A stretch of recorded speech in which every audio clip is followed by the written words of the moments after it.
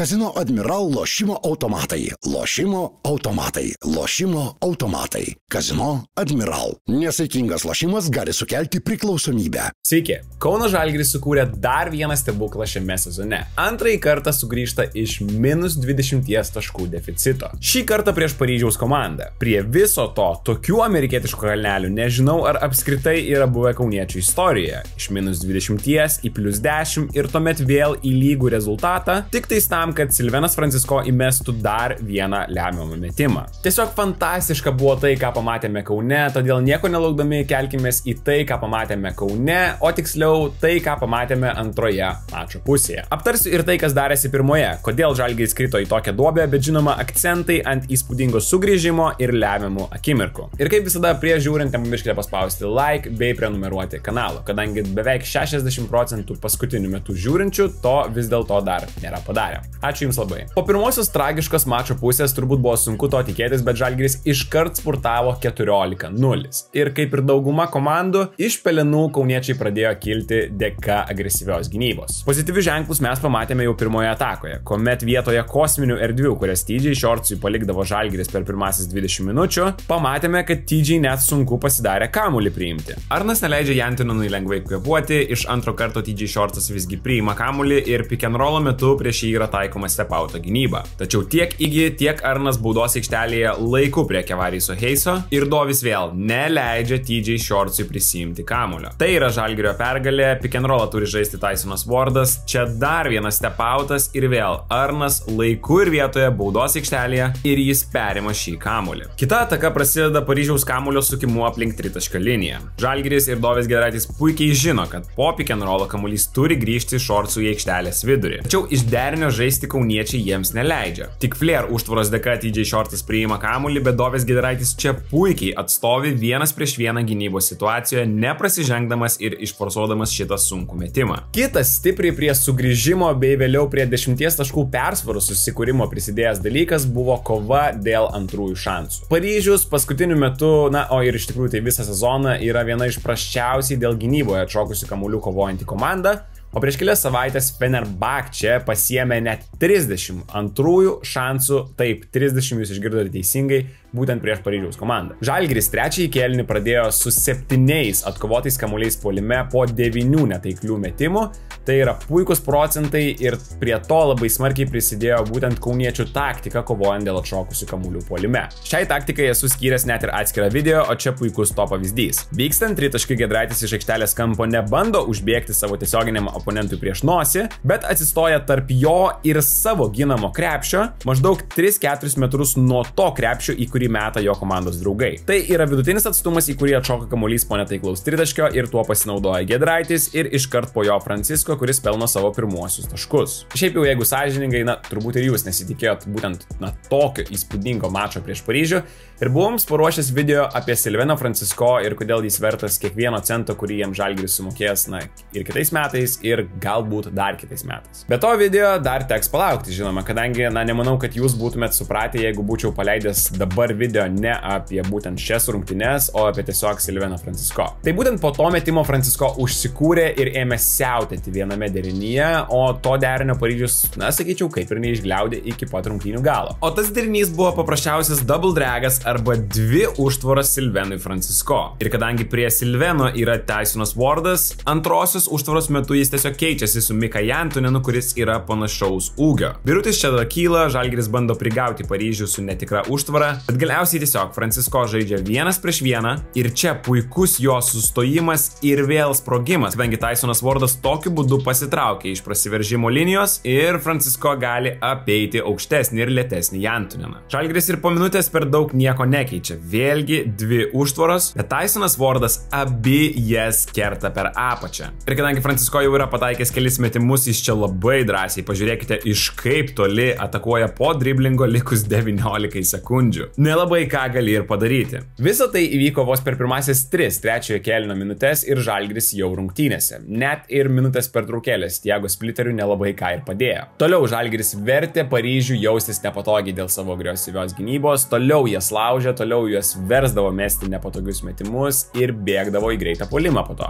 Būtent tai, sakyčiau, buvo pagrindinė priežastis, kodėl matėme tokias dvi skirtingas mačo pusės. Paryžius pirmoje dalyje gynėsi puikiai, kas jiems leido bėgti į greitą puolimą ir kas yra jų duona. Šorcą sustabdyti, kai jis turi daug erdvių greitajame puolime, yra praktiškai neįmanoma. Jie atakavo vos 3-4 sekundės po Žalgirio pramestų metimų ir kauniečiai tam tiesiog nebuvo pasiruošę. Bet antroje pusėje komandos tiesiog, atrodo, kad apsikeitė vaidmenimis. Tai Žalgiris pagerino gynybą, privertė Paryžių žaisti ne savo žaidimą, privertė juos mesti sudėtingus metimus paskutinėmis sekundėmis ir tada patys bėgdavo į greitą puolimą. Plius, Žalgiris pataikydavo tuos metimus ir tai neleisdavo jau dabar ir Paryžiui bėgti į greitą puolimą ir vėl rinktis tuos lengvus taškus. Tai toks užburtas ratas gavosi ir Žalgiris galiausiai po 40 minučių iš to išlipo kaip nugalėtojai. Šiaip po tokių rungtynių Arnas Butkevičius atrodo, kad galėtų laisvai pretenduoti į Eurolygos simbolinės gynybinės komandas. Čia Hifi ir Jantuneno 2-2, Butkevičius atrodo, kad stepautuoja prieš Hifi, bet galiausiai perima jo priežiūrą prasiveržimo metu ir nors jis eina į stiprią kairę pusę, tai yra dar vienas Arno blokuotas metimas. Hifi atsikerta, Žalgiris gali atakuoti 5-4, o ir Silveno Francisko greitis yra velniškas. Dovis Giedraitis yra visiškai laisvas ir tai yra 3 taškai. Visą tai matėme svečius darant pirmoje mačo pusėje, o kitoje atakoje tiesiog Paryžius bando ieškoti Žalgirio silpniausio gynėjo. Todėl Tysonas Wardas stato užtvarą ir TJ Shortsas lieka prieš Iggy Brazireikį. Pandžas C dar po to atveda ir Lauryną Birutį, bet Žalgiris keičiasi, kas paskutiniu metu yra gan sėkminga taktika prieš Paryžiaus komandą. Matome, kaip Žalgirio vidurio puolėjas bando neleisti Shortsui eiti į kairę pusę ir nors jis galiausiai vis tiek ten nueina, vėl Arnas Butkevičius ir jo ilgos rankos. Geležinė gynyba leidžia Žalgiriui ir vėl bėgti į greitą puolimą ir nors Arnas čia nepataiko, jo nugarą pasaugo iš pradžių Brazdeikis, o po to ir Laurynas Birutis. Trečio kėlinio gale Paryžius bando remtis vienu iš sunkiausiai sustabdomų jų derinių.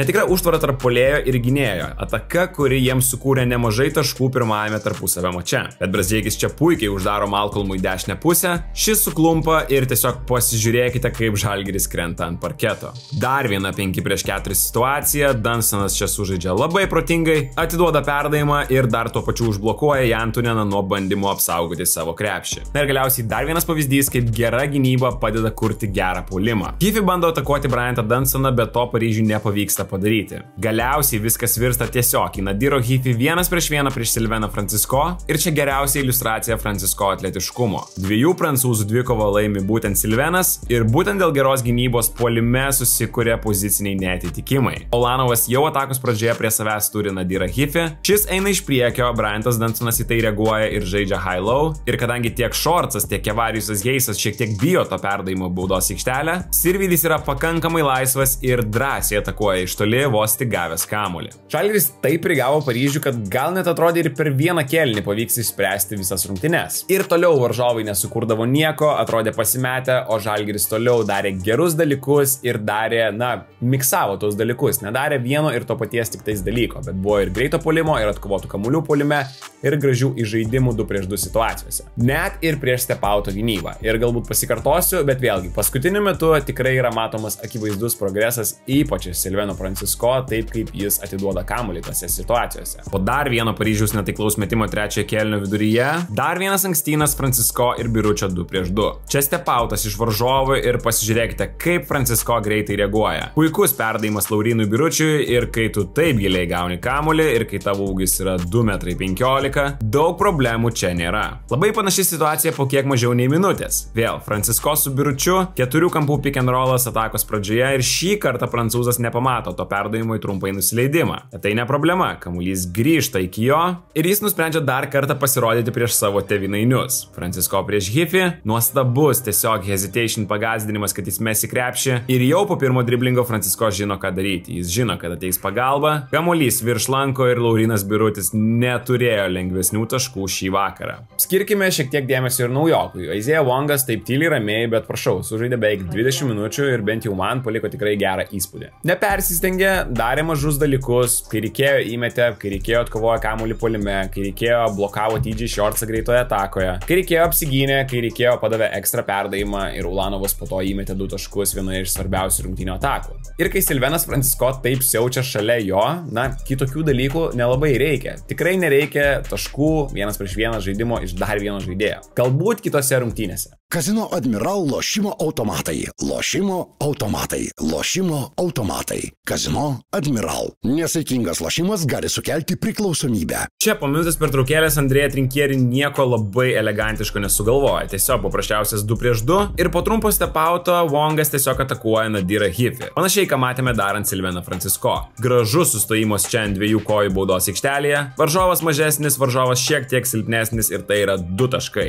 Ir nors Wongas Kaune dar tik trumpą laiką, bet matome tą jau ne pirmąjį kartą. Po taškų jis ir vėl su kamuliu ir praktiškai 99%, kad jis ir vėl mes. Vėl įtraukiami Jantoninas su Hiffi, vėl liekama prie žaidimo 1-1. Neblogai susikurtas metimas, Ulanovas su Wardu kovoja dėl kamulio ir Tysonas čia nelaiku pašoka, leisdamas Žalgirio kapitonui pelnyti 2 taškus su pražanga. O dabar vėl grįžkime prie Silveno Francisco ir prie Andrėja Trinkieri derinio, kuris veikia antrojoje pusėje puikiai. Jeigu tiksliau, suveikia 6 kartus ir tuos 2 kartus mes jau matėme, tad dabar pasižiūrėkime tuos kitus 4. Tas double drag derinys arba tiesiog 2 užtvaros Silvenui Francisco, atrodė tiesiog neįmenama mislė. Aišku, čia kažkiek prisidėjo ir Kauno Žalgiris. Tai vienas žaidėjas statydavo užtvarą, tai jie apsikeisdavo vietomis, tai vienas žaidėjas statydavo užtvarą, kitas ją slipindavo.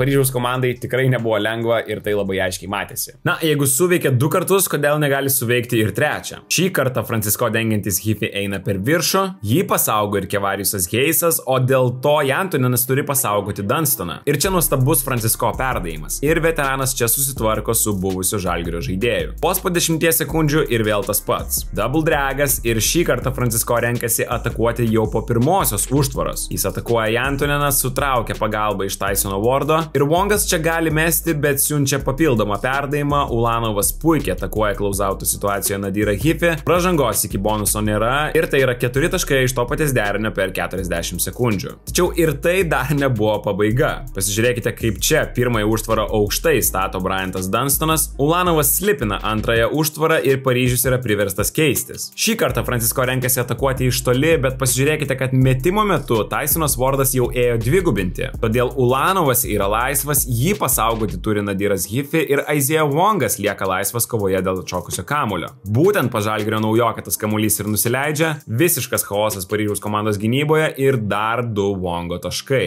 Ir visi tie dalykai, kuriuos jau matėte šiame video, kartojasi ir toliau. Vėl Paryžiaus derinys sukant kamuolį aplink tritaškio liniją, vėl TJ Shortsas turi jį priimti kažkur aikštelės viduryje, bet Francisco neleidžia jam to padaryti. Dunstonas dinaina Kevariusą Heisą, Žalgiris rodo pavyzdinę gynybą ir TJ Shortsas vėl yra priverstas improvizuoti paskutinėmis atakos sekundėmis. Dar kartą Francisco atrodo puikiai 1-1 gynyboje ir su Kevariuso Heiso metimais iš tolimo vidutinio Žalgiris tikrai gali gyventi. Ir kadangi dalykai kartojasi, jūs turbūt jau žinote, kad Žalgiris žais puolime. Taip, double dragas, 2 užtvaros, Ulanovas antrąją slipina, o Francisco greičiu apeina Kevariusą Heisą. Niekas nestabdo Žalgirio žaidėjo iki pat galo ir Žalgiris laimi 9 taškais. Taip, Paryžius atrodė palūžęs, bet vis tiek sugebėjo sugrįžti. Labai buvo nemažai tritaškių, kai kurie iš jų buvo sunkus, bet kai kurie iš jų ir laisvi. Pavyzdžiui, po atkovotų kamuolių puolime arba prie gero išsidėstymo ir tiesiog gerų užtvarų be kamulio. Labiausiai tais tritaškiais prisidėjo Nadiras Hiffi, kuris beje, priminsiu, buvo prametęs 12 iš eilės prieš šį mačą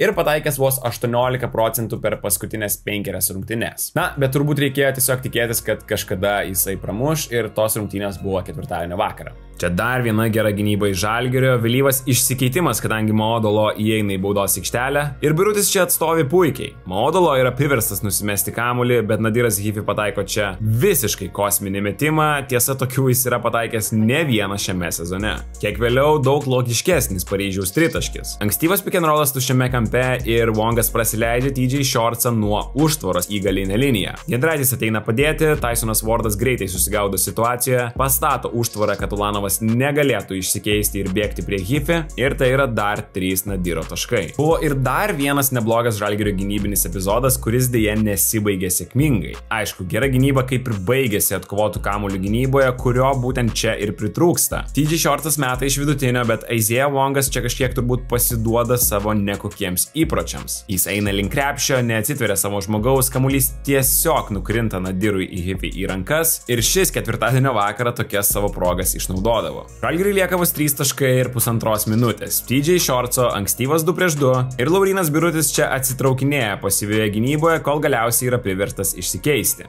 Atrodo, kad Shortsas darys viską vienas pats. Kiti 4 Paryžiaus komandos žaidėjai yra visi kairėje pusėje. Ir nežinau, kodėl ne Wongas, bet Arnas Butkevičius eina dvigubinti, Mika Jantonas lieka laisvas ir vėl Kevariusas Heisas silpnoje pusėje, kaip ir prieš tai Tysonas Wardas, reaguoja, pastato užtvarą ir tai neleidžia Francisco sutrukdyti šiam metimui. Na, o pati pabaiga tiesiog, nemanau, kad galėjo būti labiau chaotiška. Palengva pereikime per tą minutę su trupučiu. Iš pradžių Žalgirio ataka ir čia nieko keisto. Varžovai tikrai keičiasi, todėl Žalgiris tiesiog įtraukia tą gynėją, kurio nori prieš Silveną Francisco. Jis lieka prieš Jantoneną, TJ Shortsas ateina dvigubinti ir galiausiai tiesiog išsikeičia, todėl Arnas ir vėl stato užtvarą. Prie Francisco 2 žmonės, prancūzas nusimeta kamuolį ir labai smagu, kad Arnas čia drąsiai atakuoja baudos aikštelę, sustoja ant 2 kojų ir pelno labai 2 gražius taškus. Tačiau Paryžius klasiškai savo greitai išsimeta kamuolį, TJ Shortsas 2-2, vėl Birutis dropė ir Shortsas čia renkasi, net nežinau, ar mesti į krepšį, ar bandyti užmesti kamuolį Kevariusui Heisui, bet Birutis užlaiko jo ranką. Aš vis dar nesutinku, kad ten buvo nesportinė pražanga. Gerai, gal tiksliau nenorėčiau, kad būtų švilpiamos tokios nesportinės pražangos tokiu metu. Paprasčiausiai nenoriu, kad teisėjai būtų tie žmonės, kurie spręstų rungtynių likimą ir jie turėjo šansą to nedaryti. Žiūrint realiu laiku, realiu greičiu iš, tikrai labai neblogo kampo, tai tikrai neatrodė kaip nieko daugiau kaip paprasta pražanga. Tai pasirodė ir pirmam teisėjui pažiūrėjus patį pirmąjį kartą pakartojimą. Bet kai tu nori kažką žiūrėti, kai tu žiūri į tą ataką, iš vieno kampo kelis kartus iš eilės, labai sulėtintai ir tu nori pamatyti nesportinę pražangą, taip, aš sutinku, kad galima tą padaryti. Bet tai nebuvo kažkoks labai grubus epizodas, tai nebuvo nesportiškas elgesys ir aš net tikrai norėčiau, jeigu tokia pati situacija būtų kitoje pusėje, aš nenorėčiau, kad Žalgiriui sušvilptų tokią nesportinę pražangą ir kad, nežinau, Francisco eitų mesti 2 baudos metimų ir dar turėtų kamuolį. Ne, čia aš labiau apeliuoju tiesiog į, tas taisyklės ir kaip jas reikia traktuoti būtent tokiose situacijose, kai galima eiti pasižiūrėti. Ačiū Dievui, kad ji nepakeitė rungtynių esmės ir Shortsas tada prametė abi baudas, po to, kai Tautvydas Sabonis užkūrė visą Žalgirio areną. Tiesa, kamuolys liko Paryžiaus komandos rankose ir čia, žinoma, vėl Shortso 2-2, bet aikštelėje Dunstonas, kuris naudoja step-auto gynybą ir TJ yra priverstas žaisti 1-1 prieš Dovį Giedraitį. Dovis labai ilgai išlieka prieš TJ Shortsą, priverčia įmesti sudėtingą metimą ir sakyčiau, kad čia Žalgiris apsigynė visai neblogai. Na, o kitoje aikštelės pusėje žinoma, kad Francisco su kamuoliu netikra užtvara iš Dovio Giedraičio, bet Paryžius nori tiesiog ištraukti tą kamuolį iš Francisco rankų. Sutikite, gražiai tas kamuoliukas juda pas Žalgirį paskutiniu metu. Dovis meta visiškai laisvas, galėtų uždaryti šias rungtynes, bet kamuolys neįkrenta ir Isaiah Wongas čia šiek tiek parodo per daug energijos ir prasižengia. Galiausiai visgi Shortsas tą savo 2 baudas susimetė ir trinkieri tada paprašė minutės pertraukėlės. Galvoju, kad nuostabus buvo sprendimas išsimesti kamuolį iš užgalinės linijos, taip neleidžiant Paryžiaus komandai tiesiog susispausti ir paliekant didžiulės erdvės Silveno Francisco, jo greičiui, jo judesiam su kamuoliu ir jo tiesiog 1-1 žaidimui. Na ir kaip matėme, būtent taip ir atsitiko, kadangi šitas vyrukas yra nesustabdomas 1-1 ir būtent dėl tokių epizodų Kauno Žalgiris pratęsė su jo kontraktą. Čia Dunstonas padeda Francisco priimti tą kamuolį, nuima spaudimo nuo jo ir tai dar tuo pačiu leidžia ir Francisco kažkiek įsibėgėti. Vėliau atkreipkite dėmesį į išsidėstymą. Wongas kairėje kampe, 2 žalgiriečiai dešinėje ir Bryantas Dunstonas leidžiasi po krepšiu. Trinkieri nenorėjo 4 žmonių aplink tritaškį, kadangi tai sumažintų prasiveržimo kelius Silvenui Francisco, o kai jis turi tiek vietos ir yra toks greitas ir staigus, Tysonui Wardui čia nėra jokių šansų. Pažiūrėkite, Francisco išsimeta visiškai visiškai laisvas, turi puikų krepšio matymą ir nežinau kaip jums, bet kažkodėl nebuvo daug abejonių, ar prancūzas pataikys šį metimą. Tokios vat kosminės buvo dar vienos Žalgirio rungtynės šiame sezone. Viltis dėl play-in yra dar gyva, tiesiog reikia stabilumo, reikia pergalių išvykose. Nežinau, kiek tai įmanoma, bet tiesiog labai smagu, kad teoriniai šansai vis dar išlieka ir tas didžiulis finalas bus jau kitą penktadienį, kuomet Žalgiris žais su Barcelona išvykoje. Pasižiūrėsime, kaip seksis ten, na o jeigu jums patiko šis video, nepamirškite paspausti like, prenumeruoti kanalo. Ačiū, kad žiūrit ir pasimatysim jau kitam video. Iki.